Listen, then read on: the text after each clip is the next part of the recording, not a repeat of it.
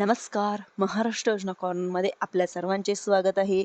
आजच्या व्हिडिओच्या माध्यमातून आपण बघणार आहोत की मुख्यमंत्री ग्रामीण पशुधन उद्योजका योजना राज्यस्तरीय योजनेमध्ये राज्य शासनाच्या माध्यमातून बदल करण्यात आलेले आहे. या संदर्भातील जो जी-आर आहे तो 13 एप्रिल 2026 रोजी निर्गमित करण्यात आलेला आहे, ज्यांच्यामुळे आता योजनेच्या अंतर्गत म्हणजेच की वराहपालन आणि काही गट असतील किंवा अशा गटांना FPO व FPOC याचप्रमाणे महिला बचत गटांना मुरघास यंत्रणेचा वाटप व बाबींसाठी समाविष्ट करण्यात आलेला आहे.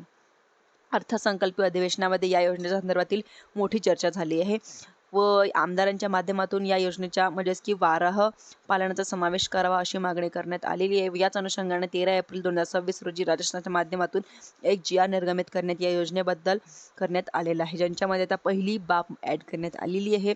बचत गटांना याचप्रमाणे गटांना FPO FCM की FTC मुरघास यंत्रणेचा वाटप करण्यात, त्यांच्यामध्ये FPO असतील किंवा FPSC असतील म्हणजे की FPSC असतील. याचप्रमाणे आत्मा अंतर्गत बचत गट जे असतील ते शेतकरी गट, या महिलांचे काही गट असतील किंवा उमेदवारांचे अंतर्गत बचत गट असतील, या सर्वांना योजनेच्या अंतर्गत आता मुरघास यंत्रणेचा वाटप व समाविष्ट करण्यात आलेला आहे. संस्थांकडे किमान 50 शेतकरी सदस्य असतील. संस्थेचा भांडवल या 5 लाख रुपयांचा असावा व संस्थेच्या लागतच्या मागील 3 वर्षांचे लेखापरीक्षण झालेले असावं. अशा प्रकारचे जे काही अटी शर्ती असतील, या अंतर्गत जे पात्र गट असतील त्या गटांना FPO की FPSCना या योजनेच्या अंतर्गत अनुदानाचा लाभ दिला जाणार आहे. गटांना प्राधान्य दिलं जाणार आहे.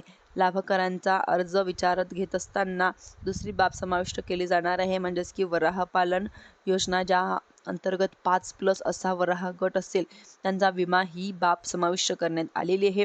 दारिद्र्य रेषेखालील लाभार्थी सर्व प्रवर्गातील लाभार्थ्यांना भूमी अत्यल्प भूधारक व अल्प भूधारक आणि सुशिक्षित बेरोजगार महिला बचत गटांना लाभार्थ्यांना अंतर्गत लाभ दिला जाणार आहे व भूमी लाभार्थ्यांना प्राधान्य दिलं जाणार आहे. अल्पभूधारक शेतकरी म्हणजेच की वन हक्क धारक शेतकरी आणि महिला बचत गटांना सर्व यांच्यामध्ये प्राधान्य दिलं जाणार आहे.